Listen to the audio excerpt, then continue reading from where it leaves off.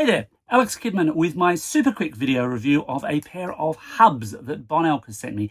Now, USB hubs are super common things, so this won't be a terribly long review, but there are a few neat little things with these two particular hubs. So first up, a standard 4-port hub in metal. It'll run you about $40 here in Australia, USB-A at one end, and then 4 USB ports on it.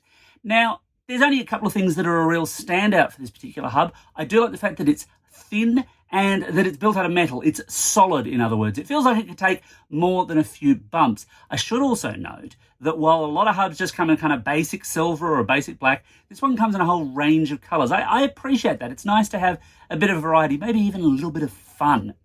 Throughput is just fine on this hub. I've had very few problems. The one catch here, though, is that being metal, if you've got it under really heavy draw, if you've got all those ports working and you're really pushing them hard, yeah, it warms up. That's to be expected. Not blisteringly hot, but you certainly notice that it's warm after a while. The other hub that Bon.elk has sent me is the 3-in-1 multi-hub. Now, this one runs a little bit more, and it sort of does a little bit more, depending on your needs, of course. So it's got USB-A and USB-C with power delivery capabilities. And what that means is that you could plug this in, and then if your laptop will take USB-C power, it can take power from that. Now, not every charger will work that way with every device. You can't just take a simple little mobile phone charger in most cases and, for example, plug it into a MacBook, but it certainly functions. The USB-A is fine, and it's got HDMI for 4K video just off a single port, which would suit, for example, the M1 MacBooks. Now, I've reviewed a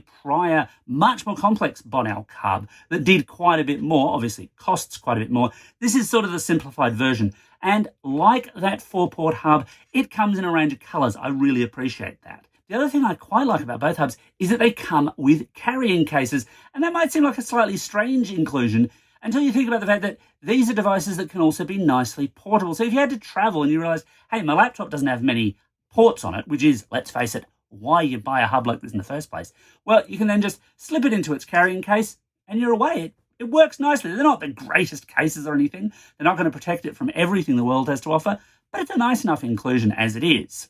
In terms of that HDMI port, I've tested it across a variety of devices, a MacBook, a Surface Pro, even a Chromebook, and they all worked. It was all pretty much just plug and play with a standard monitor. That's all fairly good, fairly workable, and a nice way to connect up to a larger screen. Obviously, to a certain extent, you will be limited by the capabilities of the device you plug it into. So, for example, the MacBook looked and acted a little bit more responsively than the Chromebook did, but that's because I'm running off a $100 Chromebook.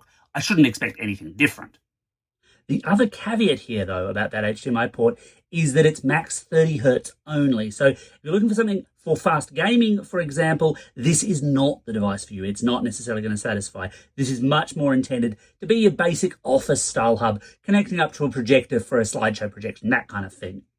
So should you buy either of these hubs? Well, look, honestly, to a certain extent, it's hard to get too excited about a USB hub. They've been around a long time. There's a lot of competition in this space. But look, honestly, these do the job that they're designed to do pretty well. They're nicely built. I like the colors. I like the carrying cases. They do have a slight premium, and certainly you can get cheaper hubs, although your performance there may vary. They're decent without necessarily being spectacular. Anyway, that's my take on these two Bon.elk USB hubs. Got any questions? Let me know in the comments below. And as always, thanks for watching, and don't forget to hit subscribe.